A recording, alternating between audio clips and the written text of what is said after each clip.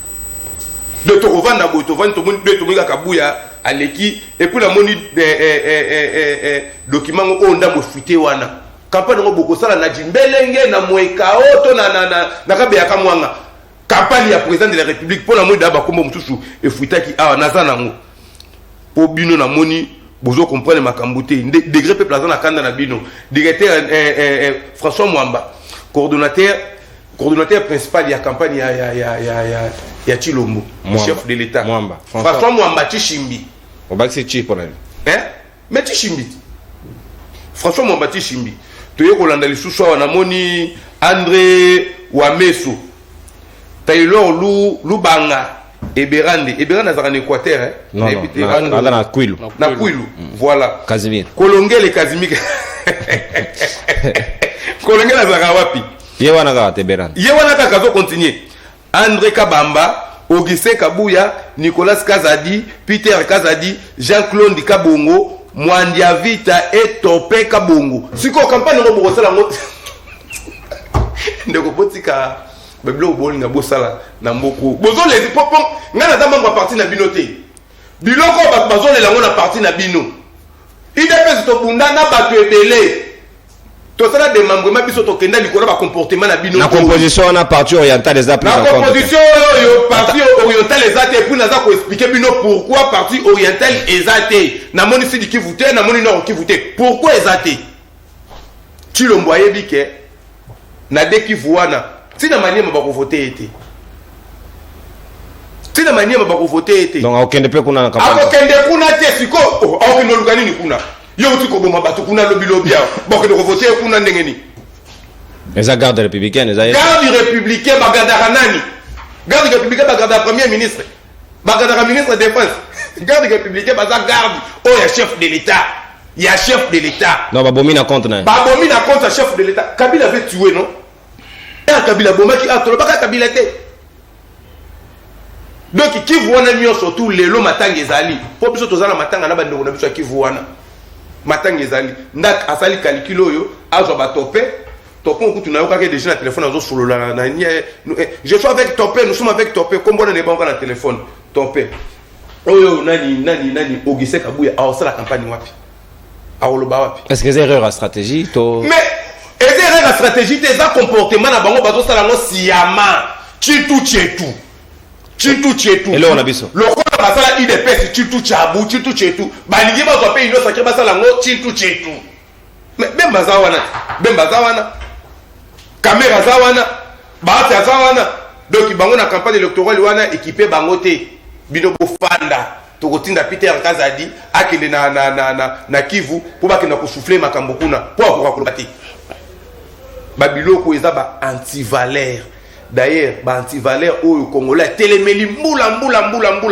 Et ça, bitumba, au moninga na mona makamu onde konono na sepela ramakasi. Ba comportement ya tribalisme oyo. To bandaka ko déplorer yango déjà na kati kuna.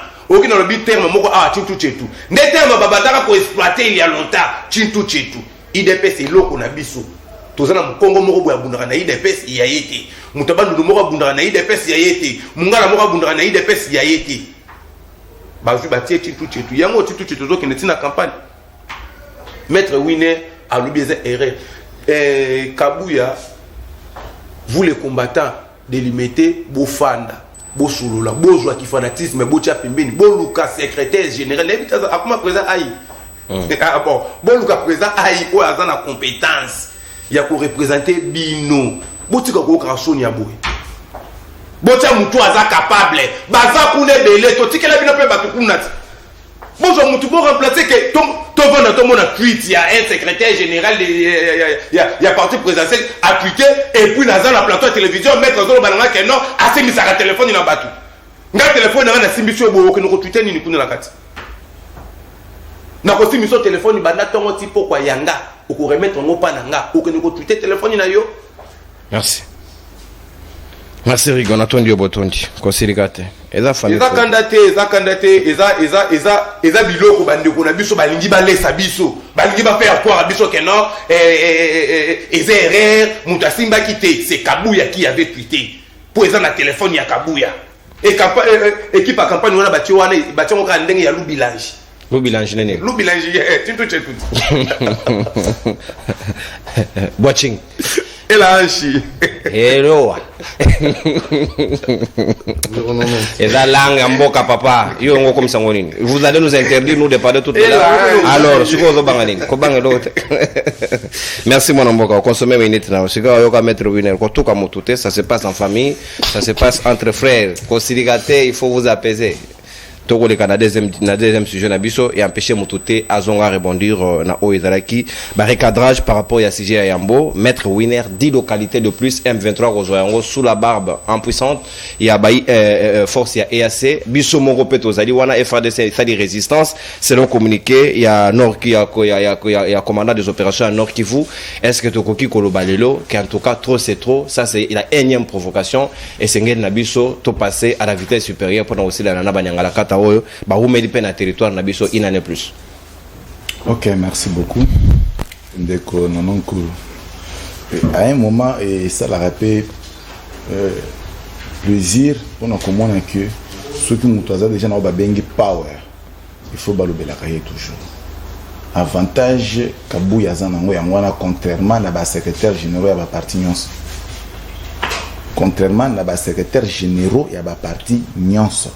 Kabouya otalisa que effectivement aza secrétaire général ou soit kosoli mokili balobi ataba kosoli na sima mukongone mokili fo loba na otu ko expliquer bino tout bonnement que Augustin Kabouya a commis na dimension ya pouvoir moko o IDPS niveau comme ça bato IDPS le lo a fuli bato lo ba mobaki akompe ko mobaki pa motinda bato na plateau bazoya ko loba ba communicateur a komina ba communicateur et mobaki pa komina ba communicateur wana nini free ya IDPS biso siko yebisanga nanu biso siko lo ba papa na bango boto komi hotelema na plateau na bana na biso oyo biso to boti vous me dites que moto comprendre que la vie progression est là mais tout ça est free ya IDPS Kabouya aza humain Kabouya c'est normal qu'il y a tambola parce que ngande na tambola boy na ya wat mais na tiki bat na mutu o ba sécuriser kanga parce que musana soit politique ou ezana ba mambo belé moi j'ai déjà ba sécuriser na quartier place Nazara mais à un moment ba twana nde ba ya ko bisanga non kuru azobenga na zu téléphone yambi mais à combien plus fort que Kabouya oyo azozala déjà azana mwa moyen na ya muke oyo ikuko sala ki ako zape na bande ko mususu o ba surveiller yepe ya ba tutele yepe tolérance bon au moins neti mambo ko tuté wana mobali ko bete solo wana te parce que ayebi ne ba tutaka te depuis aza mobali ki atira ko tutata une fois pe ba tout neza inaperçu ba tuta mobali za inaperçu so yebisanga na per Kabouya tuté normal il faut déranger eux mais yo zo considérer que za Kabouya mais moi je t'apprends que za ki Kabouya te parce que Kabouya era tuitaka et banaka pe en plus habitude nemi mingi za koloba eza ko tuitete po Kabouya banga ne mutete po Kabouya lo bazo micro lo bakeno voilà il y a ça de kana média abenga il y a ça il ne va pas avoir honte de personne abanga pe ko te jeune on de quoi nous on na Kabouya wana maintenant ça c'est déjà compris na yebike na expliquer que erreur oyo ba lycée kombo à président de la République ngai naza content na ngote parce que président de la République aza sous président IDPS bien que IDPS a parti de prédilection la ça explique que on peut na koloba que président de la République a kozonga ka président IDPS kana période de campagne na période de campagne président zongi IDPS pour soutenir tout ça jusqu'à ce que a remporter le sous deuxième élection autour de là pour remporter pourquoi pour remporter pour yo mobaki bozoke na élection te bande konanga kabilo azoke na élection te ce qui veut dire que Teresa vide faut yo wana boye élection so botike libiso kaka ndeko na saki mwabi na bande ko mususu wana oyo ndeko nini saki mwabi na bande ko na mususu wana mde ba candidat ko tia face à Félix ça veut dire que Teresa vraiment vide. Rassure-toi que Félix est le président de la République. Maintenant, Ndeko, nakamwe pour na kolobake Ndeko oyo azolobake ba enlever Ndeko qui parle moto, bobeti li solo na mingi bozo tiape batu makelele. Qui parle moto azo représenter nini na Congo pour ba enlever moto qui parle moto. Qui parle moto azana ista. Oyo ye atalisa mokili mobimba ke naza assistant. Ora za assistant ti lelo qui parle moto aza déjà na bato yo balandaka batu na sima na kambi na ista wana moi ko pa branchement tout ça pour vivre. Maintenant les messieurs basali buzo ko basala ki Kabila kangaki nzela ya GLM buzo bana bango basala ki na média ko finge console akay na ista baluma seye qui par la moto fois ça il faut kim ko kim na ka batami na ndako akomeli banda na ba message o bo bouger que non ba lever ngai bande ko na ngai ata service à renseignement ata la police ata ba militaire bazangi muto ko lever ba lever ba biso te ba lever par la moto tous a peine na mawa ya république pour nous ko na bato maintenant ndeko Mitterrand ilunga a lobby que principe n'a soulevé awa a fait des meubles possession vos titres pour lui principe wana et banda obtenir te non ndeko Mitterrand peut-être que au comprenant on peut bien te bien meuble eza comparer na bien immeuble te bien meuble eza susceptible à déplacement okoki ko déplacer yango et se retrouver na maboko ya mutu mususu le fait ya eza déjà na loboko ya mutu mususu tozo supposer que eloko yango ekomi ya mutu wana. Maintenant pour revenir na yo il faut démontrer que exactement eloko na yo te voilà le titre qui prouve que eloko eza yangai. C'est très simple. Maintenant on peut comprendre nango penza te pona ni parce que vous avez la compréhension au exemple monsieur a payé ça yo rozaka étudiant mais depuis parce que c'est ça classe il faut développer que les exemples peuvent être multiples. Donc c'est ça que tu n'arrives pas à faire, mais il faut ça langue exercice facile. Ndeko na ngai tokota na M23. Très bien. M23 bozo mono yo. Toloba tolemba. Na République démocratique du Congo. Ezana individu mon côté, azana mbongo koleka Kabila. Na RDC Mobimba. En termes d'argent, motoza mbongo koleka Kabila azati. Pour ça l'enquête. Mais ngam nazo yebisa yo Kabila yaki na pouvoir batun sur monakiti. Mais ce azana république nous sous ya kingakati de république na kati ya république na kingakati na kashamanta oyo muto komi na po ya kosomba fami na banyama nyonso ya république ezayaye maintenant te konangai un monsieur comme ça a fabriqué les biso awa na république M23. Oh ça c'est l'œuvre de Kabila. Je te dis APC bango combo mouvement du 23 mars 2009. Alongole yango na maboko anani alongole yango na maboko ya CNDP ezaki propriété privée ya Mwanga Chouchou azana na CNDP na yazo. Mais comment motiki Kabila en liberté Mwanga Chouchou? C'est ça que je suis en train d'arriver. Nazo arrivé pour na kolobake conséquence ya ba Kabila ko continue à entêter parce que Kabila oyo bazolo bake non biso to sangana Rwanda tout ça gaga mais c'est des mensonges. Ba tout nyonso ba yebi que depuis 1997 ceux qui Mobutu akendaki ezaki appui à Rwanda ou appui à Kabila pour bazo pouvoir et que pouvoir Rwanda il y a 22 ans ezalaki à ma nation propre et personnelle de Rwanda pour Rwanda tomba parce que Rwanda a tombé Rwanda lelo c'est à cause de la République démocratique du Congo, c'est connu de tout le monde et loko ya sika ezate. Maintenant comment expliquer Rwanda wana azo soutenir M23 akotika bébé politique naye mwana oyo ya fabriquer Kabila azana mboko ya vandi na kashamata soki de loi na kashamata na habité soki de loi na kingakati aboya ko s'impliquer na makambo ya M23 ba ko s'impliquer maintenant biso to salani biso to za République démocratique du Congo Kabila asala ki yango siama ndeko nanga vous allez souligner que à part Mobutu muto asala recrutement militaire Kabila musée ayaka na ba Rwandais azako benga ba baskari Kabila le fils a utilisé baskari wana ya sali brassage na mixage na ba Chouchou ba Mbemba et consort ndeng basala ba mixage na ba militaire vrai. Tu dois comprendre que après 22 ans ba militaire vrai il y a la République démocratique du Congo ba tikala ko zalate ka Félix na période on a recruté 30 000 hommes. Maintenant il faut faire quoi? Il faut construire armée pour na kotinda armée na front. Comment tu n'as tinda bato déjà baza baskari Askar n'a rien que nous pour comment on a baissé de soi Askar répondre une soirée ici. Comment EAC et ça les locotés pendant que va récupérer la localité na biso. Exactement. Problème à EAC, nous avons parlé de ça longuement. Moi, on a tapé sa position dans la EAC. Dans le cas EAC où il faut chef de l'État à Salagnon sur bateau bazon na bambo na bango là c'est ba. Mais chef de l'État a prorogé mandat na bango. Oui, mais c'est-à-dire quoi? Chef de l'État de Azana bâton et direction et gestion de la République démocratique du Congo. Azana bureau quoi monaka obiso na plateau tout ça banaliste to comme on a dit. Ce que monique après avoir kosenga ke bato baken. Azo maintenir bango, ayebi le pourquoi. Peut-être qu'azo maintenir bango pour la préparation à ba militaire na biso et si là-bas comme vraiment en forme. Parce que nos militaires, ils la former et ils formation, il faut encadrer, il faut ba consigne, makambo belé il faut que l'examen ministère. Donc baboto na bango bisoto zera. Parce que bato oyo bino bozo ba boto na bango bato na Kabila pesa bango ndingisa ya kolba ke baza ba congolais c'est comment ça signer bango accord il y a M23 et après ça bango accord wana pourquoi parce que Kabila zaki persuadé que baza ba congolais maintenant to kene na hypothèse bato na baza na S ba M23 ba mi bengi ke baza ba congolais mais ndenge ni bobo ke ba boto biso c'est que ça Congo ndenge na kati ya congolais. Merci mon amboka maître Winner. Donc bah congolais bah jouer territoire. Mais c'est-à-dire c'est ça que nous pouvons conclure parce que Kabila a aidé ces gens-là pour être congolais. Merci mon amboka Natondio Boton nanga qui ont récupéré ta d'antenne parce que vous avez qui n'a marge retard. Merci beaucoup on a récupéré. Merci Natondio Boton 17 minutes chacun pas de débat. Non mutawa kenda date 5 tozo ba pet l'autre zali. Tolérance.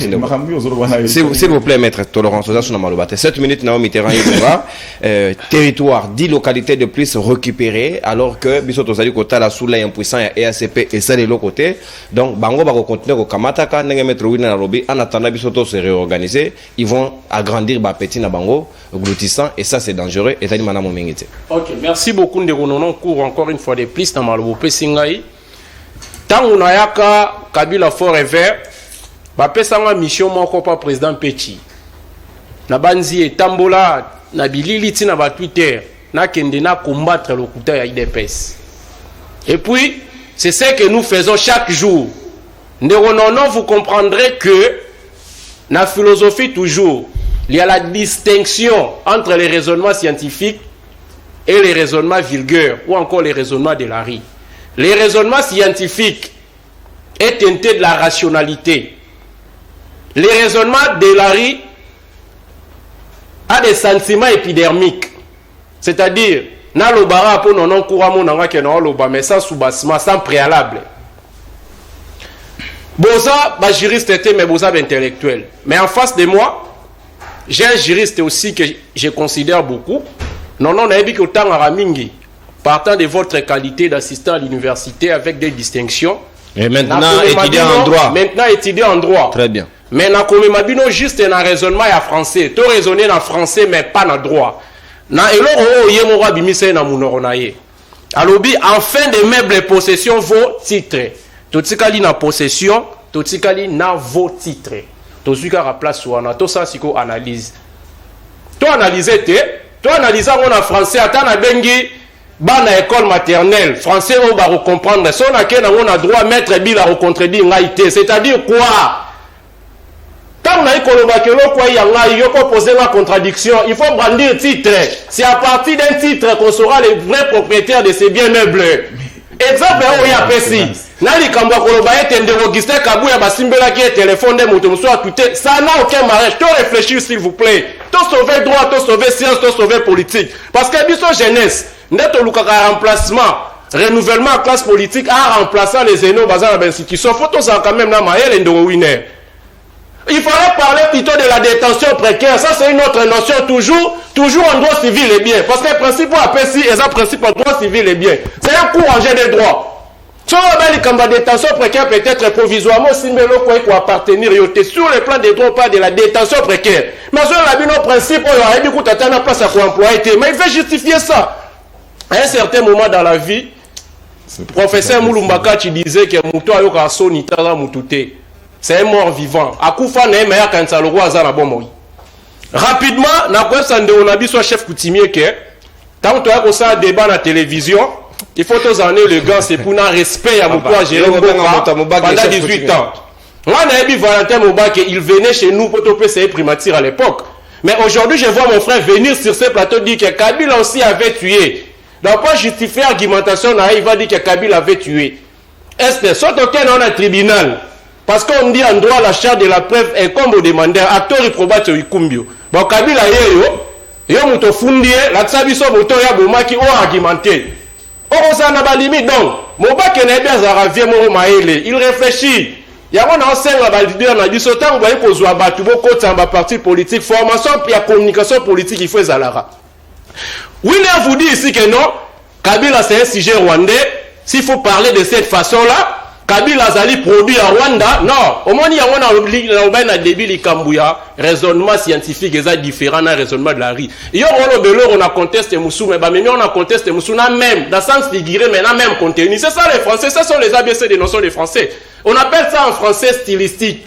Figure de style, dans 4e année des humanités, pour nous qui avons fait le latin philo. makambo moso bimiso comprendre te soki na kosi nono po sala la te filo contredire na makambo na lobikas stylistique la stylistique yango fo ozana tibia tant to ya ba débat scientifique bo il faut ozana tibia c'est tibia comme na bongo il faut ozana tibia t'es évolué papa il vous dit que notre Kabila c'est un produit rwandais l'accent village ya Kabila na Rwanda po bolobe ngo mingi na IDPS bino le roi boyebi nationalité na za rwandaise tangela nga kombo ya Kabila village ya Kabila na Rwanda oyo yebi oh c'est leur papa était na bimisara ndebo mesanara il vous parle de mixage et brassage Kabila zaki détenteur et armée régulière armée congolaise tant que na table de négociation c'est Kabila qui était président de la République et na maboku naï mixage na brassage ça ce sont des principes de droit international de la guerre oh ce qu'on maîtriser te quoi ko bimisate donc ton mixer to sali na brassage là muta utara libanda nde ayaka a intégrer bato ya zaina bango na carte armée nationale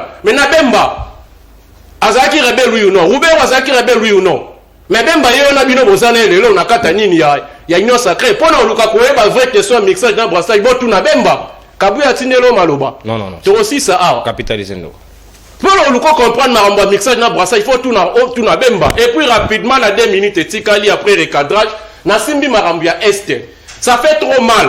Hier, je vous ai démontré ici sur ce plateau que 22 localités citées, qui entre les mains de l'M23. Aujourd'hui encore, 10 Moussous et Bakissa Missa qui fait au total 32. Or, nous déjà à l'époque, nous, notre position de Kabila Fort est comme nombre à minuit coca na mon adulte. Tout à fait. 32 dents. 32 dents. Pour une denture d'un adulte, 32 dents au complet, médicinalement parlant. Oso comprendre. Biso Kabila Fort et vert. Biso Kabila Fort et vert. Biso FCC. Tango boke kokota biso na EAC. Na mois de février na banzi ba sera mariage na yo. Notre leader Junior Pecha leka na Top Congo. Pour dire que non, ba koti si biso na carte logo eza motambo to bima. 5 jours après, ba représentant IDPS na Top Congo ba leka ni ba bi que non Junior Pecha bimisi secret d'état. Et 5e jour, 6e jour ba kangi Pecha na aéroport. Ok, tu avais raison de nous dire déjà ici que notre Bimana EAC, Tshisekedi lui-même avait reconnu le fait que Kabila avait défait le M23 en 2013. Hier, Tshisekedi Félix. Mais par voie simplicité, par voie humilité, par voie il y a patriotisme. Zonga pas Kabila. Il y a dit c'est l'accent à la technicité militaire utilisée qui peut défaire M23. Mais puisque vous voyez qu'on manquait simplicité, vous voyez qu'on manquait sincérité, ta place vous voyez qu'on met Mamboka. Et puis, la plupart des pays qui nous posent problème, non, baza toujours va payer au Barakata EAC. Rwanda dérange à biso oui ou non?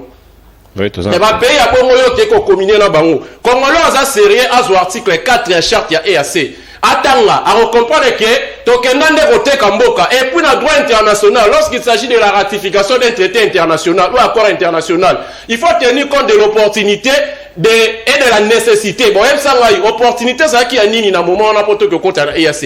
Il y avait quelle nécessité pour que compte à l'EAC? Et ce qu'on même charte à moi, sur tangi possibilité à Robima le comme difficile pour que au fond d'abisso na coup na organe judiciaire africaine communautaire. Comme il m'a lisé la charte et comme il problème. Or, en 1906, je ne m'abuse, na RIA, na relations internationales, histoire et relations internationales africaines, il y a eu une association, une première association qui existait entre Zambie, Gambie et Sénégal, Sénégambie. Et ça une sorte de confédération créée dans le but de gérer la question de façon commune. Il y a des affaires étrangères entre ces deux pays. Ça, on va raté.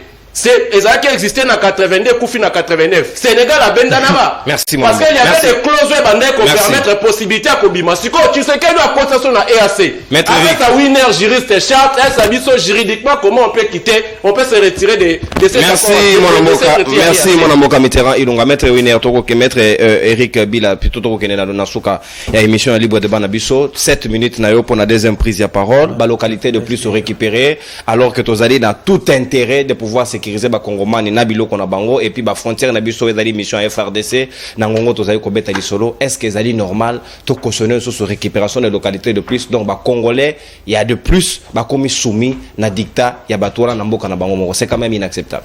Inacceptable, je commence par là donc il y a Moïtena Kota dans vif la question. Bon, comme on est en train de débattre sur un principe de droit, je ne peux pas passer outre. Avant la kimia, je dois quand même mettre un mot en tant que praticien. Le le principe qui voudra, des droits, évidemment, qui dit que en fait de meubles, les possessions vos titres, hein, de façon résumée, hein, fond en haut, les nini. Awa, ilingolo baboye. Nalikambo etali, nyon surtout et kogi se déplacer. Téléphone, tout ça à téléphone. Ndé d'autres en cas de Wakabuya, et ndé regimentagi. Téléphone wana, possession vos titres, ilingolo banini, c'est-à-dire, c'est présumé que Moutou Oyo à détenir en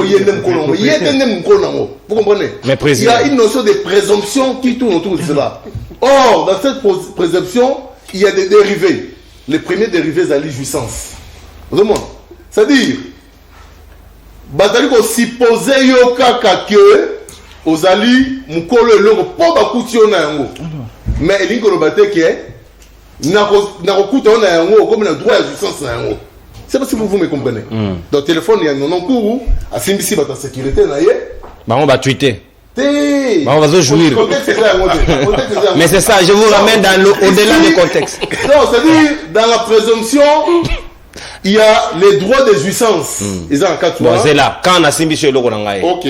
On a droit à jouissance. Non, non. Le fait d'être. Et là, ce qu'on a vu sur la télé, na un éthique, bah ben un droit d'usage. Ok. C'est quoi, yozo izen nango, ozo quitter nango, ozo izen nango, na qualité ni. C'est-à-dire, il y a les dérivés. Il y a jouissance wana mutoyo à Simbiwana dans le droit de jouissance nango. Vous comprenez? Or, dans le format informatique que nous avons aujourd'hui, rien ne peut justifier le fait que c'est une autre personne qui a tweeté du moment où c'est un compte certifié et au nom d'une personne. Et non démenti. Non, ça c'est la science. Ça n'a rien à voir avec l'union sacrée. Très bien. Ici, on a défendu la science. Très bien. Par rapport, il y a tweet de Konanga, il y a Kouloutounanga Moubaki que je respecte beaucoup, un combattant de la République, un patriote aussi. Moi, je pense qu'on doit faire des analyses sur ce qui est réel. Comment vous allez commencer à analyser quelque chose qui, au départ, est déjà faux? Un démenti, mais aujourd'hui, on peut téléviser la TV. Autant il y a un combo, un partenaire provincial. Non, ça c'est argumenté en l'air. Tout le monde connaît que cette équipe de campagne n'existe pas.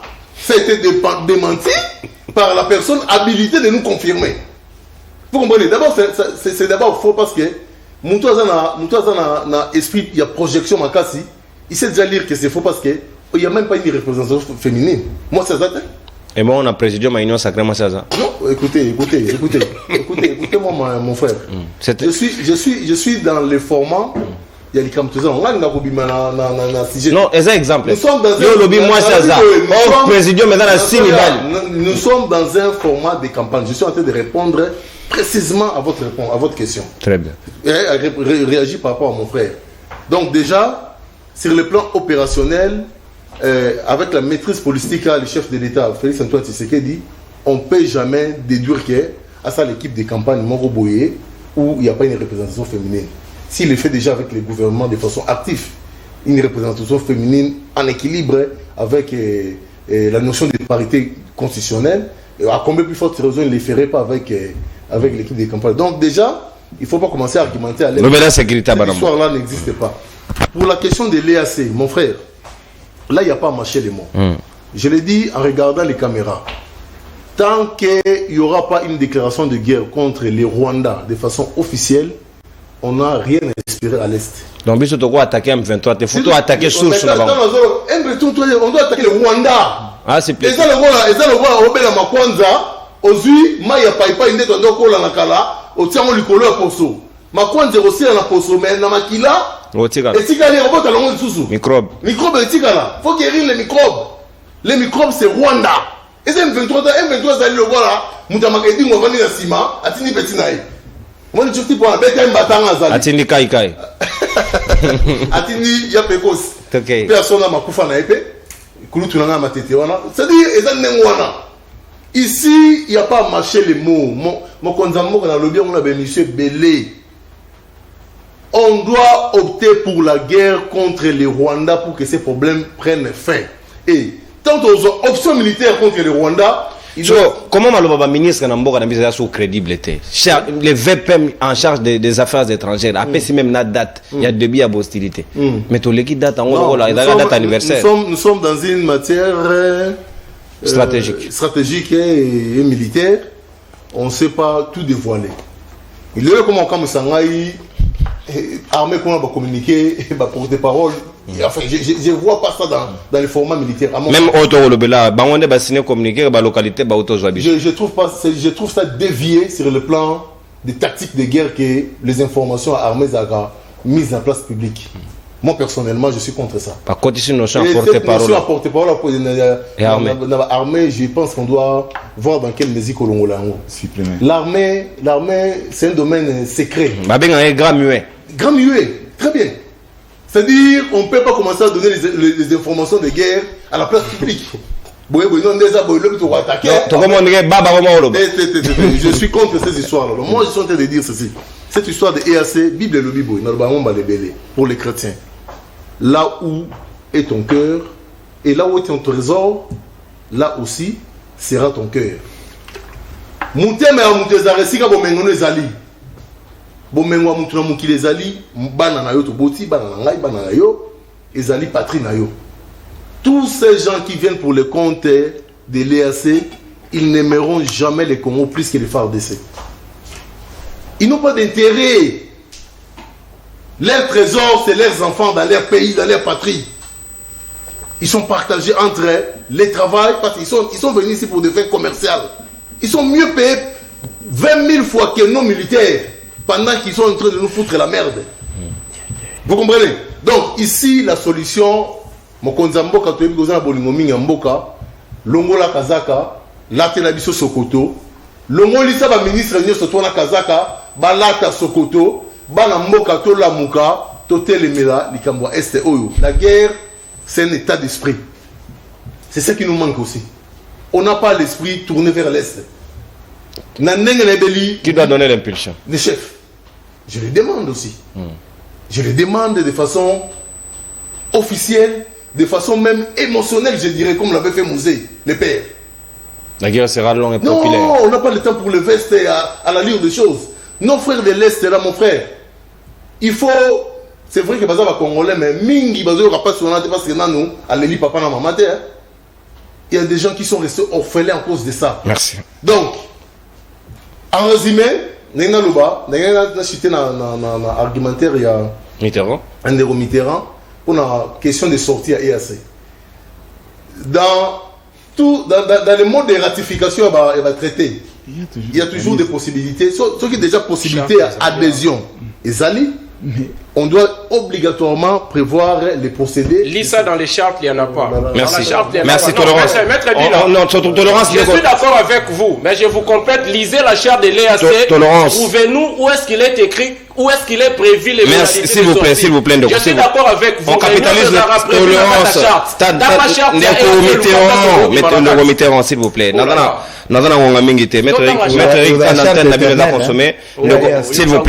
s'il vous plaît.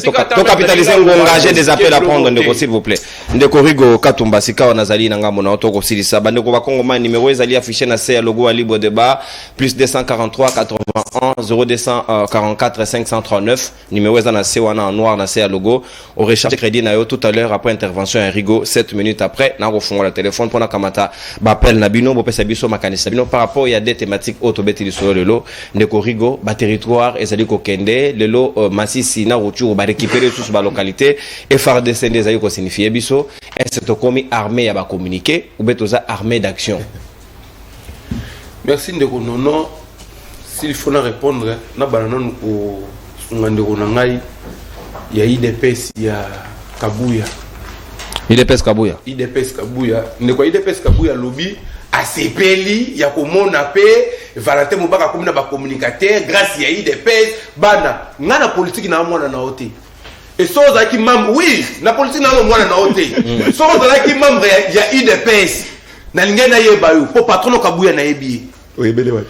Papa, t'as jamais été membre de l'UDPS. Mais l'UDPS c'est moi comme il est là. Bah combattre en 100 jours. Ailleurs, il se fait passer pour un combattant. Donc, naï na politique et puis naï des pèses, naza moi na yoté na politique.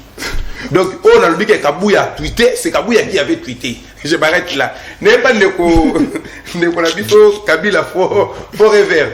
Ndeko Kabila forever. Ngana lobi Kabila Aboma. Et nous avons Kabila Aboma et je l'assume.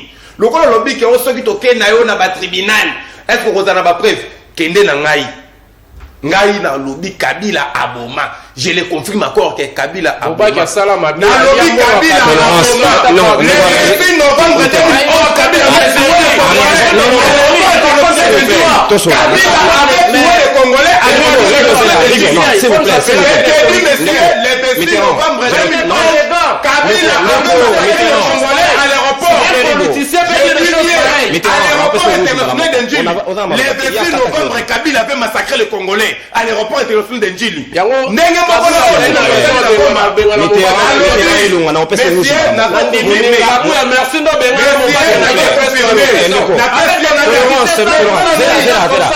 Mitterrand nazobi au carton rouge s'il vous plaît libérez biso parce que au lobby naie mabe makamba Kabila a réagi ndeko au carton rouge permettre biso to évoluer na banini s'il vous plaît c'est la mon caisse zela ndeko Mitterrand akamati carton rouge c'est la biso na honneur nyonso na réserve le temps yo évolue. Je m'incline. Merci beaucoup ndeko natondi botondi bon repos à toi avec sanction d'une semaine de repos ozonga la biso poso kuno toke ndeko rigo ndeko ngai lelo na komi circuit ya romona to komotema na plateau ya télévision na baso disant bakabilise c'est n'importe quoi et puis bazo les Tshilombo fait ceci Tshilombo fait cela bango ne ba imposer ba Tshilombo en oubliant ça lelo to comme vona nanga comme bimisa ba vérité wa il y avait badil il y avait des dits bango ba imposer biso Félix avant ça la buzoba il faut bango pe ba assumer yango bandeko il faut pas assumer toke makambu ya force ya EAC M23 ndeko non force ya EAC etikala ko récupérer territoire mon côté banda bayananu c'est la zone tampon batikala ko récupérer territoire mon côté o ezala ki occupé na M23 EAC et Congo bayokani na M23 botikila biso place oyo to sala zone tampon ndenge za wana depuis EAC à la place wana phare de ce moko akoma place wana ti depuis EAC à la place wana phare de ce moko akoma place wana ti ndeko Kabila forever wa uti koloba wa article 4 ya charte wana donc EAC wana za la pouvoir ya kozwa territoire na biso moko apesa ngo na Uganda apesa ngo na Rwanda non il faut oui. Oui. Non, il faut ça la casting bien. Non. Capitaliser tant là. Bino bolobaki ngana lobaki te. EAC wana bayoka ni susu na M23 babundi place ni. Pour toujours le non M23 a récupéré ba territoire nyo surtout au ezalaki occupé na EAC. A récupéré le mécanisme ni. Ceux qui batikeli bango ngoti. Pendant tozala mutu o akenda ko bengela biso force wana kombo na Tshilombo. Abengela bango ni. Rwandais, Ougandais, Burundais, baza ko occuper biso yo ko benga bandeko na bango po ba ko sunga biso. Est-ce que zali normal to tika na bango ba récupérer sur ba localité de plus? Likamba ko tika na bango ba récupérer ba territoire mususu ezate. Mais ezake Tshilombo atana na biso sincère, elle bisa biso vérité, o signer nini. O pesa batu wana nini. Ezamboka na biso, soko sala ki mabe, wande ko na biso, mais bisa biso vérité papa, o pesa batu wana nini. Po baza maboma te. O ya benga bango azali. M23 oyo pa benga bango azali kaka ye Tshilombo wulimo mazolo ba tozala ki na Kisasa to sali soki 11 mois to sala kaka na Kisasa oyo benga ka bango azaka félicité mais au lieu que nous Rolanda EAC to que nous Rolanda M23 to landa ye mutabenga bango azana biso na Congo na Kisasa ye bisa biso nini asana na mboka oyo non biso lelo na Congo bande ko beleza kaka M23 EAC net ngaka tumba EAC j'ai rien à voir na bango bayaka babenga bango mutabenga bango za Félix M23 mutabenga bango za Félix ndeko ya Kabila forever bango basila na kana M23 na 2013 wana M23 ikendaka M23 côté na Bunagana wana Uganda Museveni da côté si bango boko no bena tu Museveni aya ko sunga biso na litomba nini tozo comprendre politique en noté o Félix on ngala sabiso tu ebe lo ni Félix ngala sabiso te na Congo soka ngala sala manji nini tu ebité soki ateka est azande ko na biso yebisa biso clair que notre teka yango bon to ko eba ni to ko sala entre nous les Congolais Pour vérité juste que le vrai banaté. M23 on a baza Rwandais. Oya bengi Rwandais ba Ougandais ba leni bandeko ya M23. Bazo bonga bandeko na biso na S. Tala net lobby ya to vandi ya to muni na ba réseaux sociaux ndeko moka sali vidéo Manix soki yenda so Manix na sali vidéo abi to récupérer Bunagana. C'est blague avec les Congolais. Azon a sous le bateau perdre la localité. Non! Tu récupérer. Si quoi, bateau on peut récupérer, bateau filmer. Et ben bateau moko ya Rwandais ezate. Mais mukolo ba Rwandais ba yaka ko boma biso wa to mona ka di bembe tandami. Si quoi mukolo bino boke ko récupérer soit disant Bunagana wana. Et ben mona ni tendengeni. Totika maseki to ne loko tikela bana te. Congo ka ko bakoko batikela ka biso ngo to tikela bana. Totika ba sentiment. Merci. Lumumba Loba, le Congo sera un et indivisible. Merci, téléphone ouvert. Si l'omboye mon quoi tellement la triomphe Loba que au point où Kolanda a trahir Mboka Oyo. S'il a trahi, problème il a eu. Merci mon mboka Rigo Katumba na tondi obotondi tokomi pratiquement na suka ya manaka na biso libre débat ya tongo alelo na kotanga na message à téléspectateurs avant kamata appel. Bonjour mon journaliste préféré aux invités motuna na ngai ezali na ndeko ya IDPS ezali na ndeko ya IDPS na lolenge oyo akoki koyebisa biso ba téléspectateurs soki téléphone ya Kabuya ezalaka na code ya verrouillage te IDPS ezali vraiment parti ya lokuta frère Dorki depuis Mikondo. Kotoni question ça na conclusion balamo. Kende musika à télévision s'il vous plaît. Kende musika à télévision to kiti sa volume ndeko boyebi ba principe poto sur la malamu. Mboto bengi biso ape comme nani. Bonjour ndeko nono. Comme on a Joël na benga bina patika monga fula. Na ligina commenter juste si j'ai alelo. Alors bah oya liboso nanga lobana par rapport à tweet ya monsieur Augustin Kabuya. Moi na mboko oyo fo mutu nyonso azala responsable ya ba acte na ye. Mutu nyonso fo azala responsable ya ba acte na ye. Twitter eza na ba principe. Eloko eza wana eza clair que c'est lui qui a tweeté. Batika koloba, batika okende na ba dialogue mususu bazoloba wana au communicateur azoloba. C'est lui qui a tweeté un point et trait. Et deuxième lieu, par rapport à Makambuya Est, papa non, tozola Mukambo que zo kene tozaka rawana na ba discours encore inutile. Il est temps que batia Makambuya Mesa pour que Makambo une solution et mon et puis des gens clairs, bah ça va tout vérité. Parce que tola Muka, lelo des hommes sous le ministre à l'obimo le 24, Mikole Leki, lelo, bazi sous dit localité, trosuka, toujours sous Ramboka, on est sur kuna, bakatiango. C'est malheureux, il est temps que le président et tout le monde bah ça dit vérité qu'est-ce qui se passe ou qu'est-ce qui se cache derrière cette affaire il y a Est. Merci beaucoup. Merci ndeko na tondi botondi to zinde ko mosusu na nzela ya singa et puis ba message na bino numéro est bata WhatsApp aleli belé na tanga ba message na bango te je vous privilégie na mokolo lelo. Bonjour monsieur non je regrette que le juriste n'arrive pas à bien expliquer possession vos titres, deux verbes clés posséder et valoir. Très bien. Qu'il parle, c'est dont il maîtrise pour éviter les non-sens. Ezali maître Mike Songambandu. Merci ndeko Mike. Na bondongo landi biso. Tende musika à télévision ndeko s'il vous plaît. C'est le préalable pour notre sorana yo. To lingi to yo ka télévision na yo te. Okitisi volume et puis to s'entendre malamu s'il vous plaît.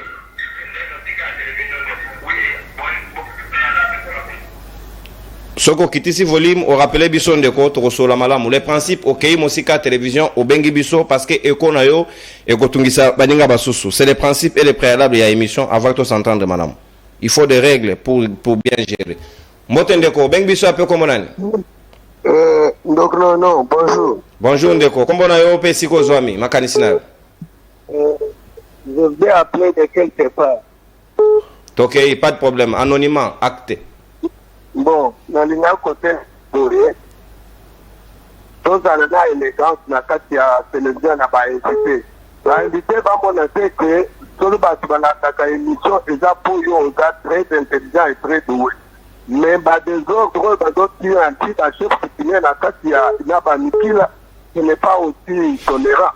Et puis, bande qui a IDP. Il ne faut pas toujours mandat et qu'il y a pour se prendre parce que et vous avez étudié les bandeko.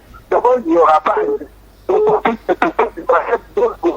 la localité, il y a besoin d'encarner là-bas. Merci. Remarque va mettre Winer, va récupérer la localité. Yozo s'attarder na Kabila au Bokoki ko appréhender parce qu'il est redevable devant les cours des tribunaux d'Amboka. C'est ça la préoccupation de Kwana. Bonjour Ndekonono. Donc rouge wana ezalagande boy.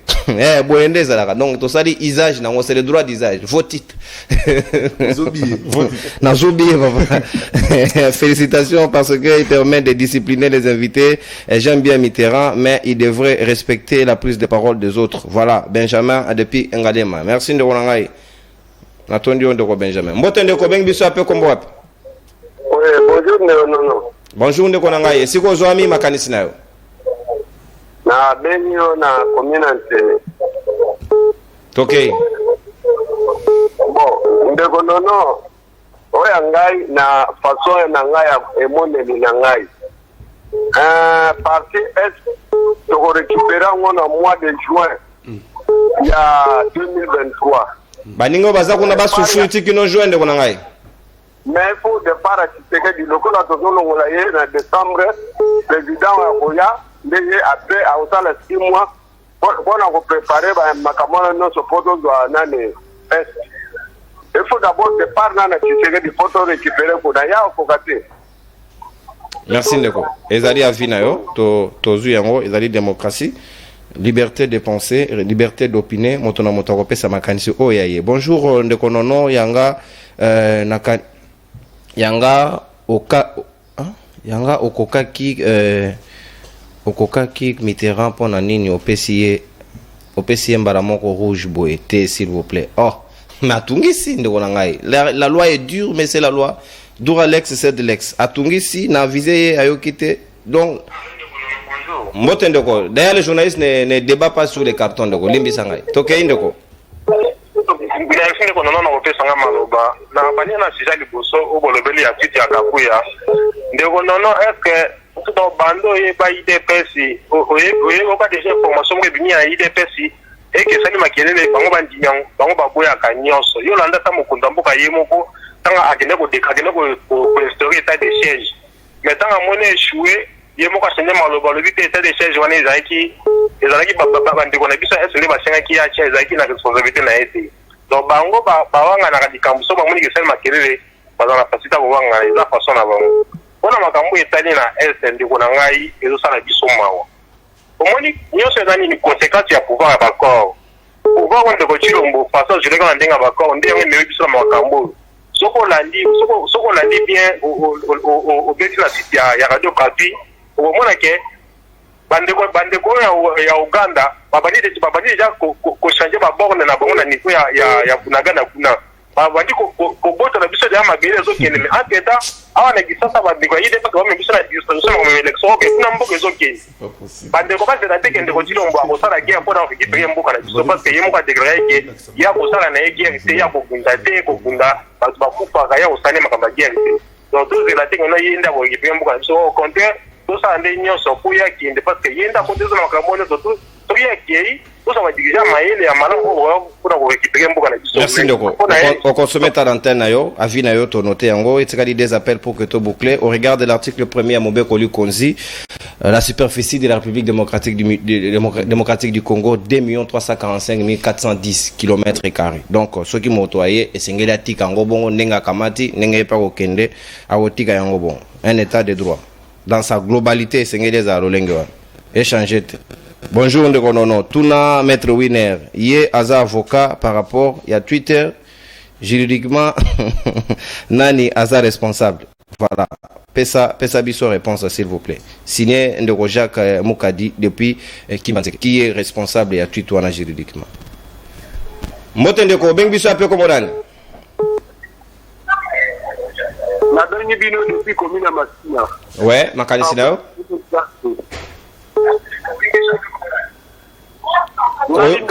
Koyoka télévision na hôtel de Konangai s'il vous plaît. Mitia téléphone na lito ito solo la bongo. Kozwa retour na téléphone na télévision te.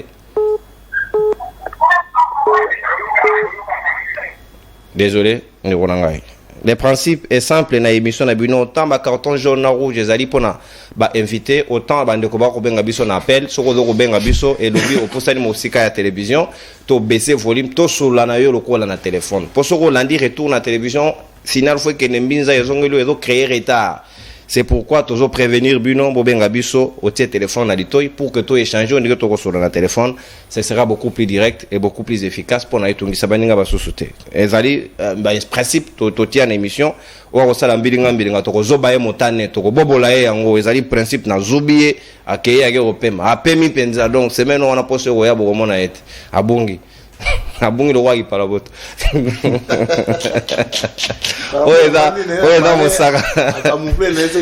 merci Natoni Bino Botoni, merci Ndegorigo Katumba pour la participation na yo, merci mon amboka maître Eric Bila Badou, merci mon amboka maître Winner Kankolongo. Émission à lolo na dédié on a Gogan Joël Boutandou moko ya Parsec, il y a lui France directeur général de la 13 télévision. Natoni Bino Botoni to kotani lobi pour la 5e numéro ya libre débat poste vendredi et puis samedi to reboucler pour son abisso en toute quiétude. Merci à l'équipe technique Joël Mouka FMI, la main de maître ou assuré réalisation derrière la fourchette des caméras. Émission d'Abino Tokotani Lobby. Bye bye. Saluez-vous. Au revoir.